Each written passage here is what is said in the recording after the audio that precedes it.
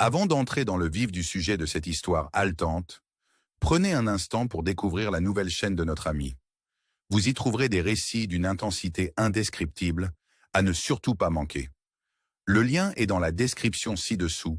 N'hésitez pas à y faire un tour, à vous abonner et à rejoindre notre communauté de passionnés d'histoires captivantes.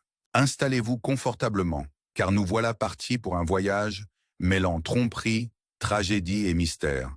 Une intrigue qui vous fera douter de tout ce que vous pensiez savoir. C'était un samedi soir frais. Le soleil venait tout juste de disparaître derrière l'horizon, laissant place à un crépuscule délicat où se confondaient lumière et ombre.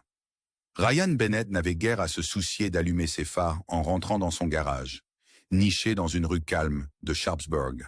Quelques instants plus tard, un homme mince aux cheveux noirs émergea d'une porte latérale, équilibrant avec une aisance déconcertante un sac de sport, une mallette et un ordinateur portable. Chaque geste témoignait de ses années d'expérience. Sans un mot, il pénétra dans sa demeure, conscient que Nathalie, son épouse, n'était pas présente. Dans le salon, il déposa son ordinateur et sa mallette sur le canapé, tandis que son sac de vêtements reposait au pied de l'escalier. Accrochant son manteau dans le placard près de l'entrée et desserrant sa cravate, Ryan se débarrassa l'un après l'autre des tenues formelles d'une journée passée lors d'une réunion régionale de responsables. Bien qu'en réalité, il fut avant tout un analyste principal en système et non un gestionnaire. Son supérieur, expert en organisation mais peu versé en informatique, l'avait convoqué à Pittsburgh pour cet événement. Ryan avait assuré à Nathalie qu'il ne rentrerait que lundi, évoquant une série de séminaires organisés durant le week-end. Derrière ce mensonge se cachaient des raisons personnelles profondes et un regret persistant d'avoir omis d'emporter des vêtements plus confortables, un détail qui allait bientôt lui coûter cher. Après une douche bien chaude et un rapide changement en jeans et polo, Ryan engloutit les restes du repas et une bière, avant de se réfugier dans le salon. Là, il ressemblait à n'importe quel homme cherchant à se détendre après un déplacement professionnel, plongé dans un journal local. Pourtant, derrière cette façade apaisée, se livrait une lutte intérieure déchirante, oscillant entre le déni, la colère, le marchandage, la dépression et l'acceptation. Vers minuit, après avoir remisé en vain le temps en nettoyant la cuisine, il enfila une veste légère et quitta la maison par la porte latérale. Puis, se souvenant d'une tâche urgente, il revint, envoya un email depuis son ordinateur et disparut définitivement dans la nuit, la porte du garage se refermant derrière sa voiture. Le lendemain matin, à 8h30, un opérateur stressé répondit à un appel d'urgence 911. « 911, quel est votre problème ?» demanda-t-il d'un ton habituel. Une voix jeune et hésitante répondit « J'ai besoin de la police. Je pense qu'un crime a été commis. » L'opérateur insista « Où êtes-vous situé ?» La personne indiqua qu'elle se trouvait à une cabine téléphonique sur Park Drive, près du parc George Washington. La connexion était faible. Interrogé sur la nature du crime, « Avez-vous été agressé ou volé ?» La voix tremblante répliqua « Non, ce n'était pas moi. Je faisais du jogging le long de la route d'accès du parc quand j'ai remarqué une voiture stationnée de manière suspecte. Ses portières ouvertes, ses phares allumés, et au sol, une flaque de sang difficile à ignorer. » Alarmé, l'opérateur demanda si quelqu'un était blessé et si une ambulance était nécessaire. « Non, répondit-elle précipitamment. Juste la voiture et le sang. Je n'ai pas trop fouillé. J'avais peur que quelqu'un rôde encore. » Avant que l'opérateur ne puisse la rassurer, la voix paniquée déclara « Je ne peux pas rester ici, je dois rentrer chez moi » et raccrocha précipitamment. L'opérateur fixa alors l'écran, inquiet que des ressources vitales ne soient détournées d'une urgence plus critique. Vers 14 heures, le détective Peter Kinsley arriva devant la résidence Bennett. En sortant de son véhicule, une voiture conduite par une femme blonde se gara à proximité. Il s'approcha rapidement. « Excusez-moi, je cherche Madame Bennett. » La femme, retirant une valise de son coffre, le regarda, interrogative. « Je suis Nathalie Bennett. Nous nous connaissons ?» répliqua-t-elle alors qu'il exhibait son insigne. « Je suis le détective Peter Kinsley, de la police de Sharpsburg. Nous tentons de localiser votre mari, Ryan Bennett. Sa voiture a été retrouvée abandonnée ce matin au parc George Washington. » Les sourcils de Nathalie se froncèrent, puis elle secoua la tête. « Ce n'est pas possible. Ryan est à Pittsburgh. Il laisse toujours sa voiture à l'aéroport. » Kinsley, imperturbable, insista. « La plaque d'immatriculation et le numéro VIN correspondent à nos dossiers. » Désemparée, Nathalie ajouta S'il s'agit vraiment de lui, quelqu'un a dû la voler à l'aéroport. Interrogée sur la dernière fois qu'elle avait parlé à Ryan, il lui demanda de le joindre immédiatement. Alors que Nathalie cherchait son téléphone, le mobile de Ryan sonna dans la poche du détective. « Bonjour, Madame Bennett », annonça Kingsley au combiné. Une réponse sèche se fit entendre. Un téléphone désormais considéré comme preuve dans ce qui pourrait être une affaire majeure. « Il a été retrouvé dans sa voiture », expliqua-t-il doucement. La peur grandit dans la voix de Nathalie. « Une affaire majeure? Que voulez-vous dire ?» Sa voiture a été retrouvée avec une portière ouverte et une trace de balle. Nous devons le localiser au plus vite pour déterminer s'il est victime ou suspect. D'une voix tremblante, Nathalie répondit. « Je vais appeler son hôtel. Il séjourne toujours au Holiday Inn. » Mais après un bref appel, plus secouée que jamais, elle retourna dans le salon où la mallette de Ryan et son ordinateur demeuraient intacts, silencieux témoins de son retour précipité. Le détective Kingsley sortit son téléphone pour contacter son partenaire. « Dave, j'ai besoin d'un mandat de perquisition pour la maison des Bennett. Il faut déterminer si monsieur Bennett est victime ou suspect. Fais-moi ça en urgence. » Pendant ce temps, Nathalie écoutait depuis la cuisine pendant que Kingsley exposait calmement la nécessité de suivre la procédure. Sans mandat, toute preuve recueillie risquerait de ne pas être recevable au tribunal. La colère de Nathalie monta. Ryan n'est impliqué en rien d'illégal. Il travaille dans l'informatique. Le regard de Kingsley se durcit alors qu'il l'interrogeait sur l'étrange retour de Ryan à la maison. Le visage de Nathalie pâlit. Sa voix se fit à peine un murmure. « Oh non, ce n'est pas possible !» Dépassée par l'enchaînement surréaliste des événements et persuadée que Ryan était en danger, elle implora le détective de le retrouver avant que la situation ne dégénère. Peu après, le partenaire du détective Kingsley, le détective David Klein, arriva accompagné d'experts médico-légaux et muni d'un mandat de perquisition. Ils fouillèrent avec minutie la maison, le garage et même la voiture abandonnée. Kingsley demanda alors à Nathalie de lui remettre quelques effets personnels, un rasoir et une brosse à dents, afin de prélever des échantillons d'ADN. Bouleversée, Nathalie s'effondra sur le canapé pendant que l'équipe forensique poursuivait son travail. Lorsque Kingsley tenta d'accéder à l'ordinateur portable de Ryan, il découvrit qu'il était protégé par un mot de passe. « Madame Bennett, connaissez-vous son mot de passe ?» demanda-t-il. Dans un souffle tremblant, elle se rappela. C'était normalement son prénom suivi de son nom et de son année de naissance, comme Benria 1878. Kingsley essaya plusieurs variantes, en vain. « Ne vous inquiétez pas, nos techniciens finiront par déchiffrer ça », la calma-t-il. Après avoir sécurisé les preuves, Kingsley s'assit avec Nathalie pour enregistrer une déposition préliminaire. Autour d'un café à la table de la cuisine, Nathalie raconta que son samedi avait débuté de façon tout à fait ordinaire. Quelques tâches ménagères, un appel de Ryan depuis Pittsburgh pour lui présenter ses excuses quant à son retard, et une soirée passée chez une amie. Ses mains tremblaient délicatement, tandis qu'elle détaillait ses mouvements. « Cela suffit pour le moment », déclara Kingsley en glissant son carnet de notes dans sa poche. Puis il sollicita quelques photos récentes et en grand format de Ryan. Un portrait de qualité, de préférence mieux qu'une copie de sa carte d'identité. Nathalie se précipita pour ressortir un album de photos du manteau de la cheminée que Kingsley examina attentivement. En remarquant un homme sur l'une des photos de groupe, il demanda « Est-ce un proche ?»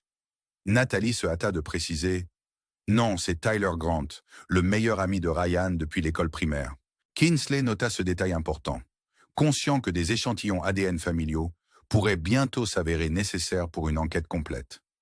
À l'extérieur, dans le garage, l'équipe médico-légale découvrit des taches de sang sur les pédales de la voiture de Nathalie. Les détectives décidèrent de faire remorquer le véhicule pour un examen approfondi. Plus tard, en se réunissant pour comparer les rapports et les premières analyses d'ADN, Kingsley murmura à son collègue « Qu'en pensez-vous de Madame Bennett ?» Ce dernier répondit prudemment « J'ai des doutes, surtout après avoir vu le sang sur sa voiture. Bien qu'elle paraisse désespérée, il est encore trop tôt pour la juger. Il convient alors d'observer attentivement sa réaction lors de l'annonce concernant son véhicule. » Frappe à la porte de la cuisine, les détectives surprirent Nathalie, qui venait de raccrocher un autre appel. « Votre voiture présente des traces de sang sur les pédales », affirma Kingsley d'un ton ferme. Sous le choc, Nathalie protesta. « Je n'ai rien vu du tout !» Pourtant, les détectives restèrent inflexibles. Si cela était lié à la scène macabre du parc, chaque minute était cruciale. À mesure que le jour cédait la place au soir, Kingsley et son partenaire commencèrent à compiler les témoignages. Rapidement, ils passèrent en revue des rapports médico-légaux dépeignant la voiture de Ryan, retrouvée abandonnée, marquée par des impacts de balles et parsemée de traces de sang, lesquelles furent associées par les experts à une seconde blessure par balle, constatée sur un corps découvert près d'un tas de bois de chauffage. Pendant ce temps, le détective Clean organisait la collecte des éléments de preuve, tandis que Nathalie, toujours anéantie, restait silencieuse, son désarroi palpable à chaque nouveau détail qui venait alourdir le puzzle déjà complexe. L'enquête prit une tournure imprévue lorsqu'un volontaire de surveillance de la criminalité répondit à un appel matinal. « Bonjour, ici Crime Watch. Nous offrons jusqu'à 1 200 € pour toute information menant à la résolution de crimes non élucidés, » expliqua le volontaire. La voix grave d'un homme âgé teinté d'appréhension demanda s'il recevrait un paiement immédiat si son indice s'avérait valable. « Cela dépend de l'utilité de votre information, » répliqua le volontaire. L'appelant révéla qu'il avait aperçu un grand homme aux cheveux blonds déposant une carabine et 2 pelles sous le pont de la 3e rue. Des détails précis, comme une voiture bleu foncé immatriculée, avec SS au début, conduisirent le volontaire à attribuer à ce signalement le numéro 157. Peu après, un plongeur récupéra les objets abandonnés dans la rivière, et les tests forensiques confirmèrent que l'arme en question correspondait aux preuves relevées dans le parc George Washington. De retour à la résidence Bennett, le détective Kingsley et son collègue encerclèrent de nouveau Nathalie. D'un ton ferme, Kingsley la pressa au sujet des traces de sang retrouvées sur les pédales de sa voiture, exigeant des explications. L'angoisse de Nathalie monta en flèche, et l'hypothèse inquiétante que la disparition de son mari dissimulait bien plus qu'un simple malentendu semblait se dessiner. Ses protestations, affirmant que Ryan n'avait jamais eu de lien avec quoi que ce soit d'illégal, ne convainquirent pas les enquêteurs, et bientôt Nathalie fut conduite au poste pour déposer une déclaration formelle, avec la possibilité d'être assistée par un avocat. Au poste, dans une salle d'interrogatoire austère et faiblement éclairée, Nathalie rappela en détail le déroulement de sa journée, sa voix tremblante, tandis que les détectives comblaient les vides de son récit. Simultanément, le partenaire de Kingsley se préparait à examiner les photographies récentes, ainsi que les échanges de messages avec Ryan. La confrontation entre les preuves collectées chez elle et ses souvenirs épars offrait l'image d'un homme jadis ancré dans la routine, désormais emporté dans un tourbillon chaotique. Plus tard dans la journée, les détectives se rendirent sur le lieu de travail de Ryan et rencontrèrent même son avocat, Robert Graham. Ce dernier confirma l'existence d'emails clés provenant de l'ordinateur de Ryan. Des messages qui laissaient entrevoir une confrontation imminente et un divorce planifié. Parallèlement, les déclarations du superviseur de Ryan révélèrent des incohérences troublantes. Alors qu'il devait être absent jusqu'à lundi, sa voiture avait été découverte près du parc. Face aux contradictions croissantes, le détective Clean et Kingsley décidèrent qu'il était temps d'impliquer Nathalie et, de manière essentielle, Tyler Grant, le meilleur ami complice d'une liaison qui s'avérait bien plus embrouillée qu'il n'y paraissait. Lors d'une visite inopinée, Nathalie fut à nouveau prise de court par l'arrivée des détectives à sa porte. Son anxiété monta d'un cran lorsque les questions sur sa relation avec Tyler Grant émergèrent. « Avez-vous une liaison avec lui ?» insista Kingsley, la question résonnant lourdement dans l'air. Le visage de Nathalie se décomposa, et après un long instant douloureux, elle murmura « Oui ». Cette révélation fit s'effondrer tout reste d'innocence. La voix de Nathalie tremblait, alors que le détective Baker lui présentait des documents qu'aurait jadis utilisé Ryan pour évoquer un divorce, une stratégie née de la trahison. Un petit dispositif de géolocalisation, prétendument installé dans sa voiture, apportait la preuve d'un suivi constant et de rencontres secrètes. Des larmes coulèrent sur son visage alors qu'elle clamait que Ryan ne pouvait être mêlé à de telles manœuvres et que Tyler n'était qu'un ami. Mais les enquêteurs avaient alors réuni des preuves matérielles accablantes. Le sang sur la voiture et sur ses chaussures, combiné aux données forensiques issues de l'entreprise de paysagiste de Tyler, les mêmes pelles retrouvées dans la rivière, commença à tisser un récit incriminant. La salle d'interrogatoire se transforma en scène d'émotions brutes et de témoignages contradictoires. Nathalie implorant la clémence tandis que Tyler maintenait son innocence, malgré l'accumulation d'accusations et de nouvelles preuves. À mesure que la journée s'achevait, les détectives répartirent les éléments collectés. Kingsley et Baker passèrent le reste de leur service à rédiger de longs rapports et à planifier la suite de l'enquête. Tôt le lendemain matin, ils reprirent contact une nouvelle fois avec l'avocat de Ryan et réunirent des résultats d'expertise médico-légale qui semblaient inéluctablement liés à la crise qui frappait la famille Bennett. Au fil des heures, une série d'interrogatoires, de fouilles minutieuses et d'analyses forensiques façonna une image complexe et troublante de ce qui s'était réellement passé durant ce fameux week-end. Tyler Grant, enfin convoqué pour être interrogé à son domicile puis au poste, affirma être victime des circonstances. Un participant involontaire plongé dans un réseau de secrets, de trahison et de preuves précipitées. Pourtant, lorsque les enquêteurs le confrontèrent aux images de vidéosurveillance, aux échanges d'emails et même à une partie des résultats ADN, son récit vacilla sous la pression implacable des questions. « Nous avons été prudents », soutint-il, « mais si Ryan avait découvert notre liaison, peut-être a-t-il réagi de manière drastique. » Ces paroles perdirent de leur conviction, révélant peu à peu une vérité d'autant plus complexe et douloureuse que quiconque aurait pu l'imaginer. L'enquête prit vie et s'engorgea de rebondissements, débouchant sur un procès qui allait captiver l'attention de tout le pays. La salle d'audience se transforma en un théâtre d'émotions, où témoignages poignants et révélations désolantes s'enchaînèrent. Natalie et Tyler, jadis unis dans une liaison secrète, se retrouvèrent accusés d'homicide au second degré. Malgré des plaidoyers désespérés d'innocence, des preuves accablantes, des emails tachés de rouge, des traces de sang, des pelles estampillées du nom d'une société et même un dispositif de géolocalisation retraçant chaque rendez-vous secret, furent exposés sans retour possible devant le jury. Le juge Harrington présida le procès d'un regard sévère, tandis que le procureur de district Eric Radford exposait son ouverture, décrivant une trahison si intense qu'elle ressemblait à une pièce de théâtre. Selon Radford, Ryan avait suivi Natalie et Tyler jusqu'à une résidence le soir de sa disparition, avant de se heurter à une violence inouïe, une série d'événements si macabres que des impacts de balles, des éclaboussures de sang et des traînées de frottement sur une voiture formaient un montage irréfutable pour l'accusation. En plein tribunal, Natalie éclatait en sanglots, forcée de faire face à l'effondrement de l'illusion d'un mariage heureux. James Whitmore, leur avocat, défendait le couple avec une ardeur née du désespoir. Il rappelait aux jurés le principe fondamental de la présomption d'innocence, les enjoignant à se concentrer sur les vides dans les preuves présentées par l'accusation, des incohérences flagrantes, un manque évident de mobile et la possibilité troublante que Ryan ait pu simuler sa propre disparition. Toutefois, malgré les efforts de la défense, le témoignage émouvant des experts médico-légaux, des spécialistes informatiques et même des premiers intervenants dressait une image d'un crime qui avait dérapé de façon irrémédiable. Au fil des heures d'audience, les révélations s'enchaînèrent à vive allure. Un expert en informatique décrivit des emails et des journaux de géolocalisation qui relatèrent des rencontres secrètes, tandis qu'un scientifique médico-légal confirmait la présence du sang de Natalie et de Tyler sur des objets inattendus.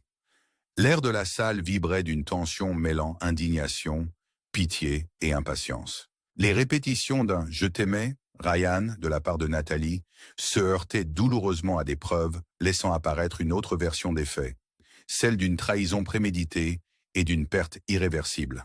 Dans un retournement dramatique, la ligne de questionnement mena à l'admission dérangeante que Natalie et Tyler s'étaient retrouvés dans une situation compromettante la nuit de la disparition de Ryan. Même si la confession de Natalie, entrecoupée de sanglots, brouillait ses mots, les témoignages des experts de l'accusation dévoilaient d'une précision clinique, du sang de Ryan sur la voiture, sur les chaussures de Natalie et sur des objets qui ne pouvaient être expliqués autrement. L'acharnement des enquêteurs à reconstituer le moindre détail faisait émerger un enchaînement de faits accablants.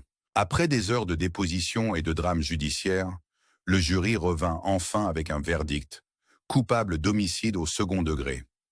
Le coup de marteau du juge résonna comme le glas d'une fin tragique, tandis que les sanglots de Natalie et les poings serrés de Tyler se mêlaient dans la salle d'audience. Menottés et submergés par l'incrédulité, ils furent conduits vers une longue peine de prison, allant de 15 ans à perpétuité.